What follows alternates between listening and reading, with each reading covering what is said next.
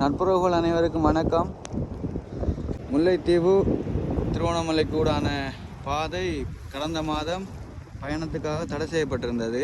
நாயாற்று பாலம் வெள்ளப்பெருக்கினால் சேதமடைந்திருந்தது. தற்பொழுது இந்த பாலத்தின் பணிகள் நிறைவுக்கு வந்து மக்கள் போக்குவரத்துக்காக நேற்று முன்தினம் 2026 ஜனவரி 7 திறக்கப்பட்டிருந்தது. எனவே திருவண்ணாமலை முல்லைத்தீவினூடாக பயணிக்க இருக்கின்ற பயணிகள் இந்த பாதையூடாக செல்ல முடியும் என்று உங்களுக்கு இந்த செய்தியூடாக அறிய தருகின்றேன். மீண்டும் அந்த காலநிலை மாற்றம் இந்த 4 நாட்கள் அதிக மழை பெய்யும் என்று சொல்லப்பட்டிருக்கின்றது.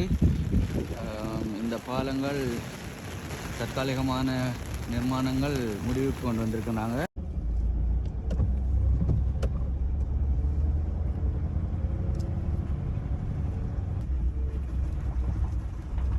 இந்த 2 பாலங்களும் சேதமடைந்திருந்தது. தற்பொழுது வீதி அபிவிருத்தி அதிகார சபை இந்த பாலத்தின் நிர்மாணங்களை முடிவுக்கு கொண்டு வந்து மக்கள் போக்குவரத்துக்காக திறக்கப்பட்டிருக்கின்றது.